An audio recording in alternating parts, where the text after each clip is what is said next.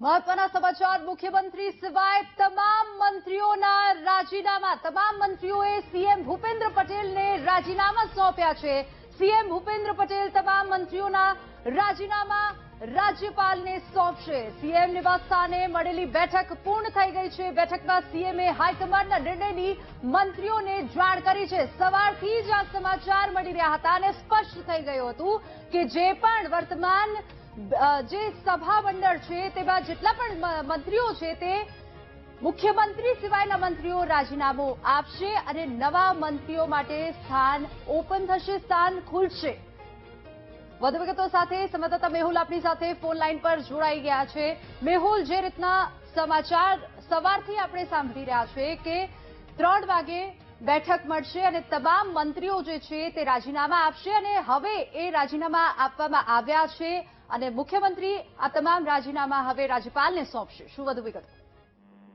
બિલકુલ વાત કરવામાં આવે તો મુખ્યમંત્રીની અંતિમ બેઠક હજી તમામ જે વર્તમાન મંત્રીઓ છે તે સાથેની પૂર્ણ થઈ ચૂકી છે। લગભગ 45 થી વધુ આ બેઠક જે છે તે તેમના નિવાસસ્થાને ચાલી હતી।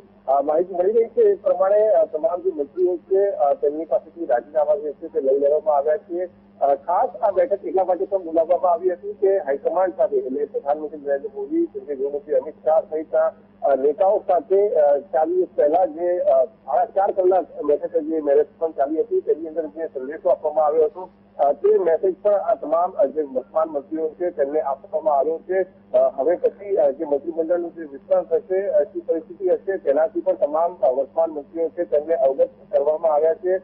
મુખ્યમંત્રી ભૂપેન્દ્ર પટેલે તમામ જે મંત્રીઓ છે તેમને સંબોધન પણ આ બેઠકની અંદર જે છે તે કર્યું હતું અને હવે તમામ જે મંત્રીઓ છે તે પોતાના નિવાસ સ્થાને નીકળી ચૂક્યા છે। એટલે મહત્વપૂર્ણ બેઠક હતી આ અને આ બેઠક જે છે તે પૂર્ણ થઈ છે અને જે તમામ મંત્રીઓ જે છે તેમની પાસેથી રાજીનામા લઈ લેવામાં આવ્યા છે। આવતીકાલે હવે નવા જે મંત્રીઓ છે તેમની શપથ જે ગ્રહણ થવાનું છે। મોડી સાંજે લગભગ 7:30 કલાકે રાજ્યપાલ આચાર્ય દેવવ્રત તેમના નિવાસ સ્થાને પહોંચશે। ત્યારબાદ મુખ્યમંત્રી ભૂપેન્દ્ર પટેલ જે છે તેમની મુલાકાત કરવાના છે અને તેમને આ તમામ જે બાબતો છે તેનાથી અવગત પણ કરશે અને આવતીકાલે શપથ ગ્રહણના સંદર્ભમાં પણ તેમની સાથે ચર્ચા કરશે। જી મેહુલ, એવા પણ સમાચાર છે કે આજે સાંજ સુધીમાં જ સીએમ રાજ્યપાલને તમામ મંત્રીઓની નવા મંત્રીઓની લિસ્ટ સોંપશે અને રાત્રે પણ એક બેઠક યોજાવાની છે, તેને લઈને શું માહિતી મળી રહી છે? રાત્રે 8 વાગે આ બેઠક જે છે તે તમામ ધારાસભ્યોની સાથે વિધિ મળી રહી છે, જેની અંદર મંત્રીઓ સહિત તમામ ધારાસભ્યોનો સમાવેશ થાય છે। સંગઠનના મુખ્ય લોકો જે છે તે પણ આ બેઠકની અંદર ઉપસ્થિત જે છે તે રહેવાના છે। આ જે મંત્રીઓ છે તેમની મંત્રીઓ અને ધારાસભ્યોને સીધું સંબોધન ભાજપના રાષ્ટ્રીય અધ્યક્ષ જેપી નડ્ડા કરવાના છે, જેઓ આજે સાંજે 7 વાગે અમદાવાદ પહોંચી રહ્યા છે। તમામ જે ધારાસભ્યોને સંબોધન તેમના દ્વારા કરવામાં આવશે। મુખ્યમંત્રી પણ હશે અને પ્રદેશ ભાજપના અધ્યક્ષ જગદીશ વિશ્વકર્મા પણ આ બેઠકની અંદર ઉપસ્થિત હશે।